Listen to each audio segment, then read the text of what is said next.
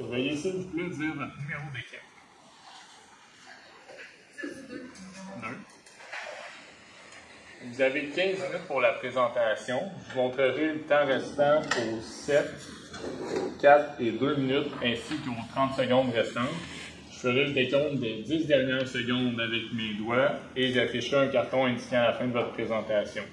Une période de questions d'une durée de 5 minutes chronométrée suivra. Après les 5 minutes, j'annoncerai la fin de celle-ci. Si vous êtes en train de répondre à une question, veuillez brièvement conclure. Vous ne devez en aucun temps dévoiler la provenance de votre cégep sous peine de disqualification immédiate. Veuillez, s'il vous plaît, rester dans la zone de captation vidéo où vous êtes en ce moment. À tous les observateurs, le silence vous sera demandé tout au long de la présentation et de la période de questions. Si vous désirez applaudir, vous devrez attendre la fin de la période de questions. Vous ne devez en aucun temps dévoiler la provenance de l'équipe qui présente. Aucune entrée ni sortie de la salle n'est permise durant la présentation ou la période de questions. Veuillez s'il vous plaît éteindre la sonnerie de vos téléphones. J'inviterai maintenant les juges à se présenter et vous pourrez par la suite débuter votre présentation. Ça m'a arrivé la chanson de Midi Canada. William Maton, associé chez Bossonneau. Simon Gilbert, planificateur financier. Bonjour à tous, ça a été vraiment un réel plaisir, mon équipe et moi, de travailler sur votre entreprise. Nous avons eu vraiment du plaisir à travailler sur cette entreprise-là qui a au cœur un aspect très important de notre planète actuelle. Vous nous avez confié un mandat et ce mandat-là vraiment été un très beau mandat. Pour ce faire, je suis accompagné de deux de mes collègues. Je suis Ahmed Barak de Chic Finance et j'ai Daniel Champou, Karine Sanderson. Le mandat que vous nous avez confié s'accentue sur plusieurs points. Vous nous avez demandé en premier lieu d'analyser l'environnement de l'entreprise, par après d'analyser le projet, de vous donner aussi la santé financière de votre entreprise et enfin de vous faire des recommandations sur ces points-là. Avant de rentrer dans le vif du sujet, on a fait un plan qui est vraiment détaillé, puis un plan qui est vraiment associé à votre entreprise, à l'image de l'entreprise. Puis ce plan va s'accentuer réellement sur plusieurs points, qui est d'abord l'analyse de l'environnement de l'entreprise, le projet Vagabond, qui est vraiment un très beau projet, les ratios financiers qu'on va prendre du temps pour vous les expliquer, et enfin les recommandations comme je l'ai mentionné tantôt. Voilà, donc, comme Abel vient de vous expliquer, d'abord on a eu à cœur de prendre connaissance de votre entreprise, de son activité, de son environnement global.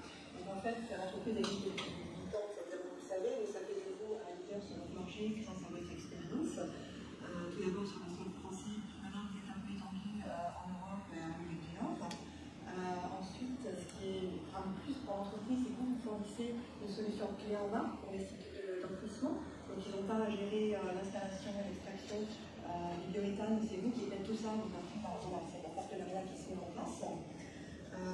Ensuite, la difficulté, c'est que comme c'est quelque chose qui est encore nouveau, vous allez avoir pour défi de communiquer, pouvoir vous faire connaître et inciter les secteurs à faire appel à vos services. Et puis, comme vous vous étendez aussi au niveau international, il y a la difficulté de la langue, du droit international, du transport, etc. Donc, ça va avoir de chances de vous découvrir aussi. Donc, l'avantage que vous avez, c'est que déjà, le développement, comme vous savez, c'est au cœur des préoccupations à la fois des États, des citoyens.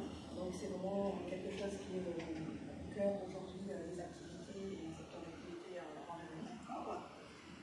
Et évidemment, les États pour faciliter les entreprises et inciter à investir dans ce domaine, dans leur activité, peuvent donner des subventions aux entreprises et aux particuliers. Ensuite, la menace, c'est tout simplement que le secteur de l'activité est encore à faire connaître. Donc vous êtes dépendant de municipalités, sachant que chacune va gérer son budget pour ses priorités. Et la différence, c'est de l'économie. Donc après, ce qui est en plus pour vous, c'est que vraiment vous avez déjà un partenariat avec des fournisseurs. Donc vous connaissez le matériel que vous utilisez, la fiabilité de ce matériel, et c'est des arguments supplémentaires et des investissements que vous aurez à convaincre. Et le potentiel quand il y a des communes, voire plusieurs par commune. Donc il y a un gros travail à faire. Et donc le potentiel de vente est énorme. Donc c'est un marché que vous avez qui est assez porteur. Pour ce qui est maintenant de la santé, de votre santé financière de l'entreprise, on a choisi 4 ratios qu'on pense qui représentent le mieux la représentation de l'entreprise, si elle va bien ou pas. Le premier ratio, c'est le ratio des bénéfices nets. Ce qu'on fait, c'est le bénéfice net divisé par les ventes, ce qui veut dire, par exemple, pour chaque dollar de vente, combien de bénéfices je génère. Donc en 2021, on avait 11%, pas 15, ce qui veut dire environ pour chaque dollar de vente, on avait 11 de bénéfices. Et 2022, on avait 19,68, donc environ 19 sous de bénéfices. Le second ratio, c'est le ratio temps maintenant. C'est le passif total divisé les actifs total.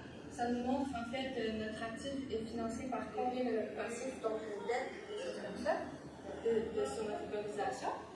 En 2021, c'était 96% et quelques, et en 2022, c'est 93%. Donc c'est un ratio qui est beaucoup élevé. Les banques aiment entre 50 et 60%. Ici, vous avez un niveau très élevé, par contre, il y a quand même une diminution entre 2021 et 2022. Pour ce qui est du ratio du fonds de roulement, qui est l'actif à court terme divisé les passifs à court terme, c'est un ratio qui nous explique combien notre actif peut repayer nos passifs à court terme en ce moment. Donc en 2021, vous aviez 0,98 fois, donc environ une fois vous étiez capable de recouvrir votre passif avec votre actif. Et en 2022, ça a donné 1,44, ce qui est une très bonne augmentation. Ici, on conseille environ un ratio de 2. Parce que je suis un petit peu bonne. Parce que vous pouvez voir, on a un décalage entre les chiffres mentionnés et les graphiques. Il faut faire associer les associés, donc basez-vous sur les chiffres en bêta. Et le dernier ratio, et non le moindre, c'est la charge d'exploitation sur les bénéfices. On trouve important de parler de ce ratio-là parce que souvent, le bénéfice va être vraiment impacté par les charges d'exploitation, tout ce qui est salaire, charges sociales, la télécommunication. Donc, en 2021,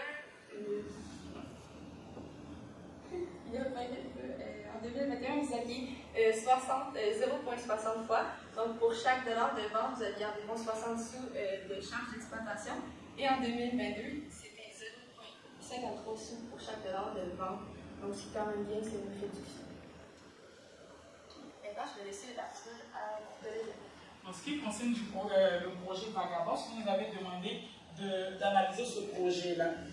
Dans ce projet-là, vous avez fait un projet d'expérience sur 10 ans. Nous avons évalué ce projet-là, puis on a quand même une vente qui est vraiment positive avec ce projet-là.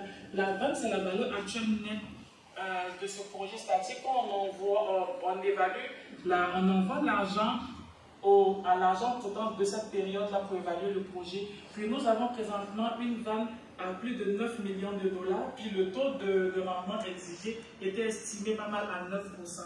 Puis là, on a un taux de rendement interne qui est de 22%. Supposons que ce taux de rendement est vraiment très bon si on considère le fait qu'on avait considéré un taux d'inflation à partir de 2027 de 6%. Donc, avec ce taux de rendement interne, on couvre pas mal notre taux de rendement exigé, puis l'inflation qui vient avec. En ce qui concerne le délai de récupération, ce projet-là sera, comme je l'ai mentionné, tantôt rentable, puis vous allez il y aura une récupération à partir de la 4e année.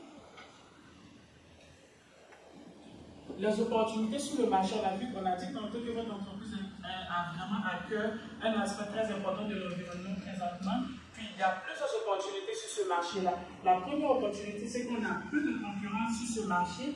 Après, on a l'urgence climatique avec le G7 que nous connaissons. C'est pas mal les 7 grands pays qui se réunissent pour parler d'affaires climatiques. Puis ils prennent vraiment à cœur tous ces aspects-là. Ensuite, nous avons l'engouement pour le développement durable. C'est-à-dire que présentement, là, on entend parler du développement durable, puis la population tient vraiment le fait de baser plus d'action sur ce développement durable afin de protéger notre planète. Enfin, on a un grand nombre de sites d'enfouissement qui est présentement là par municipalité, par exemple. Du coup, c'est vraiment quand même une très belle opportunité pour vous. Le risque financier, dans ce cas-là, on a vraiment une difficulté difficulté d'obtention du financement. Comme mon collègue Daphné l'a mentionné tantôt avec les ratios, le ratio d'endettement de l'entreprise est quand même très élevé.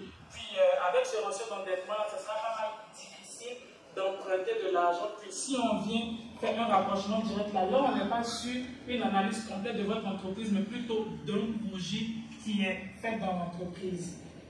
Le ratio d'endettement étant très élevé, nous vous donnons la solution, par exemple, de vous tourner vers des investisseurs privés qui vont, par exemple, injecter de l'argent dans votre entreprise pour la réalisation de ce projet-là, étant donné que ce projet-là va vous donner une rentabilité sur 4 ans.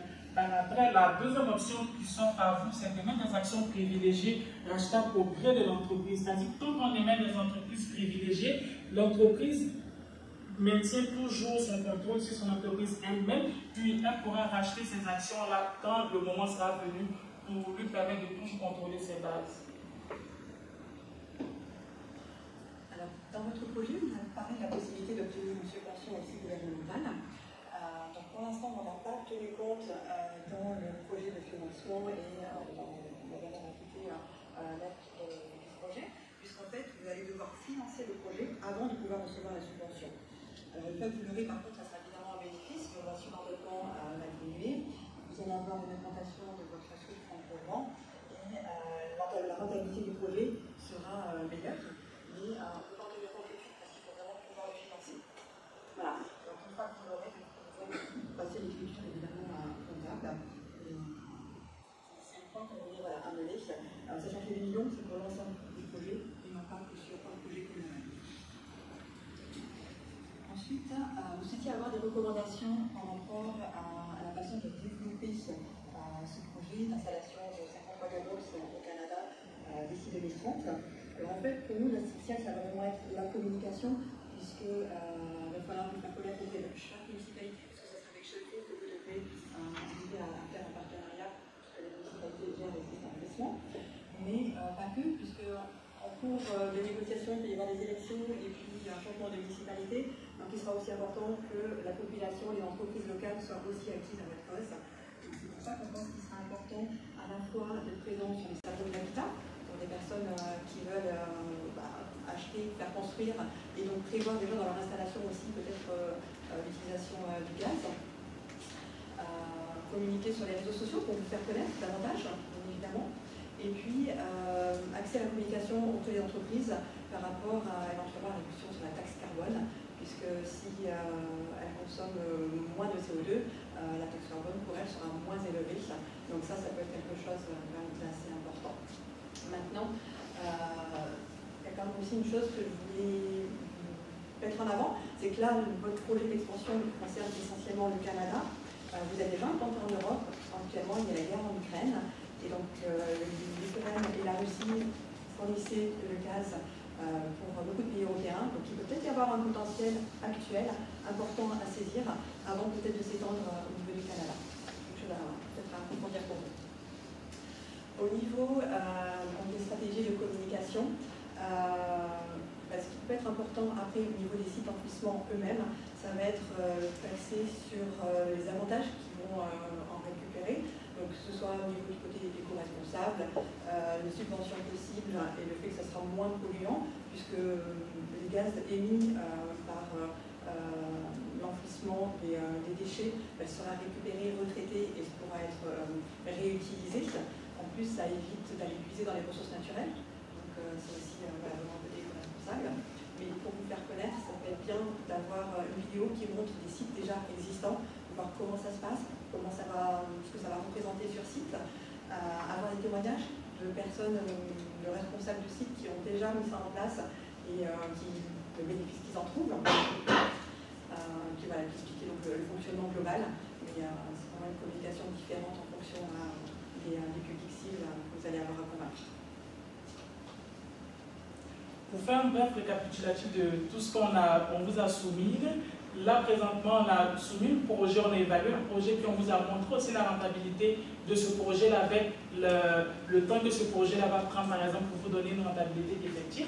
Par après, on a évalué la santé financière de votre entreprise. Cette évaluation s'est basée par exemple sur les 4 importants ratios qu'on vous a présentés, notamment le ratio le ratio d'endettement, puis d'autres ratios qu'on s'est basé plus sur l'actif pour évaluer la rentabilité de l'entreprise. On a dit dans ces ratios-là que votre entreprise est quand même pas mal endettée au niveau de ce projet-là, mais ce n'est pas des ratios qu'il faut par exemple étendre à toute l'entreprise. Enfin, les recommandations qu'on vous a faites, c'est vraiment d'aller en avant de ce projet-là, mais avant d'aller en avant de ce projet-là, on avait aussi des risques financiers qu'on vous a pas mal expliqué avec l'émission d'actions en deuxième lieu, puis aussi d'aller chercher des investisseurs privés pour qu'ils puissent vraiment éjecter de l'argent dans votre entreprise pour que ce projet-là puisse voir le jour.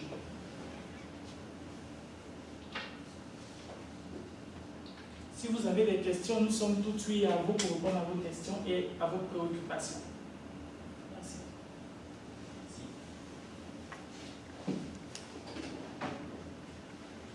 Je peux y aller. Dans le fond, vous avez parlé des actions privilégiées, des investisseurs aussi privés.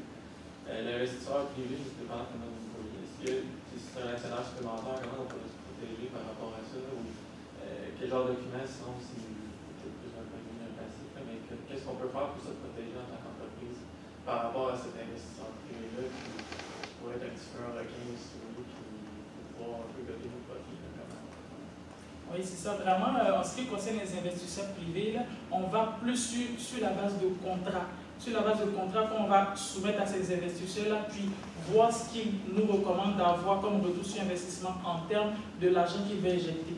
Quand on a fait l'analyse des ratios, on a dit notamment qu'on ne pouvait pas réellement se baser sur un emprunt. Mais nous ne sommes pas allés directement sur un emprunt vu le ratio qu'on a calculé. Du coup, la première opportunité, c'est vraiment d'aller vers un investisseur privé, évaluer ce qu'il va nous dire comme retour sur investissement qu'il veut, puis avec les associés de l'entreprise, on verra si on part avec l'investisseur privé ou non. Mais c'est vraiment sur la base du contrat, puis ce qu'ils vont nous soumettre comme ce qu'ils veulent en retour. Mais en complément, on peut aussi faire appel à l'avocat après pour finaliser le contrat et être sûr que ce ne sont pas des désavantages. Merci. Vous nous avez mentionné qu'il faudra avoir des contacts étroits avec les municipalités, la population, les entreprises. Si on devait déployer nos efforts pour seulement un type de partie prenante, laquelle est-ce qu'on devrait viser? Pourquoi?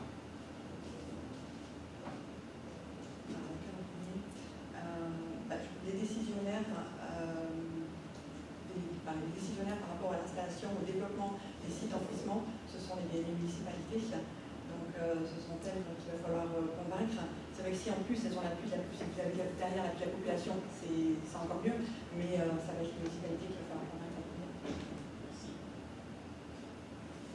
En fait, si on avait à aller voir la banque, parce que je comprends avec les ratios que vous avez présentés, notre station d'entraînement est assez élevée.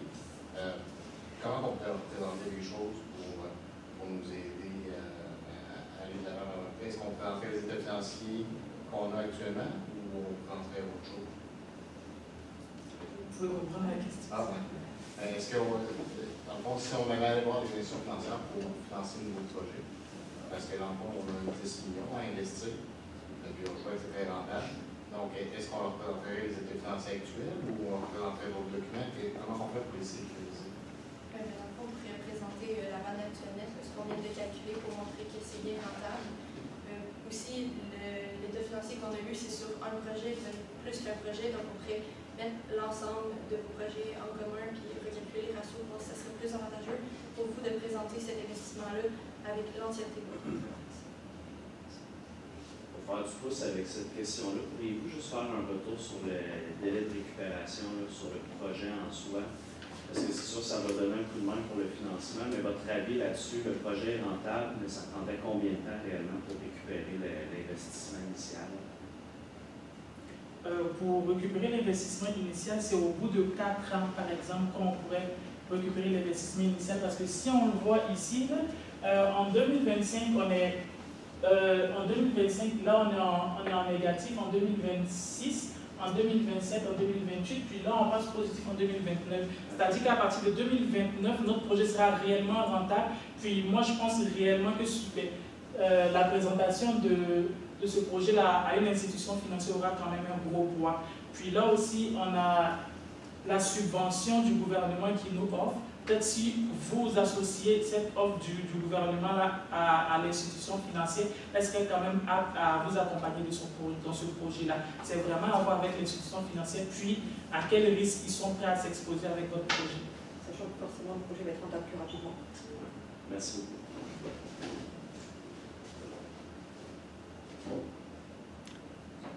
Il n'y avait pas d'autres questions? Merci beaucoup. Merci.